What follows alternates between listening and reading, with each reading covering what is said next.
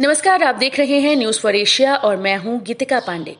Corona virus की दूसरी लहर में जहां देश भर में लगातार मामले बढ़ते जा रहे हैं, वहीं सरकार पर विपक्ष लगातार हमलावर हो रहा है।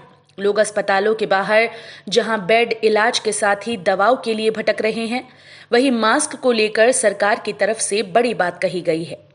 ऐसे में सवाल उठता है कि क्या कोरोना वायरस हमारे घर के भीतर आ गया है?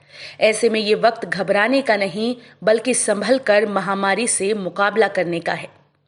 देश भर में बढ़ते संक्रमण के मामलों के बीच सरकार ने सोमवार को कहा कि अब ऐसा समय आ गया है कि लोगों को घर के भीतर भी मास्क पहनकर रहना चाहिए और मेहमानों को अपने घरों में आमंत्रित नहीं करना चाहिए।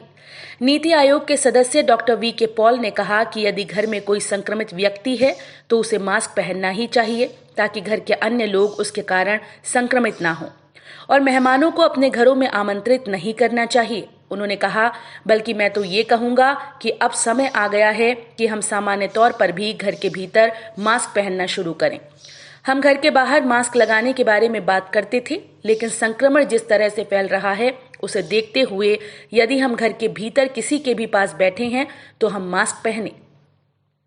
पॉल ने कहा, यदि घर में कोई संक्रमित व्यक्ति है तो उस व्यक्ति को और घर में रह रहे अन्य लोगों को भी मास्क लगाना चाहिए और संक्रमित व्यक्ति को अलग कमरे में रखा जाना चाहिए। उन्होंने कहा कि यदि घर में इस प्रकार की सुविधा नहीं है तो लोगों को पृथकवास केंद्र में जाना चाहिए।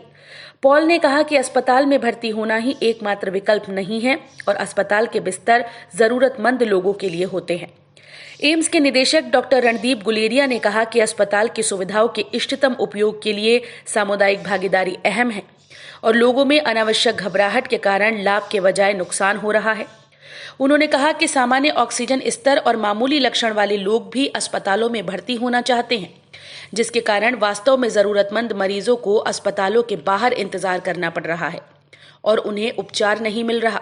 देश में पिछले 24 घंटे में कोविड-19 के 3,52,991 नए मामले सामने आने के बाद संक्रमितों की कुल संख्या बढ़कर 1,73,13,163 हो गई, जबकि उपचाराधीन मरीजों की संख्या 28 लाख को पार कर गई।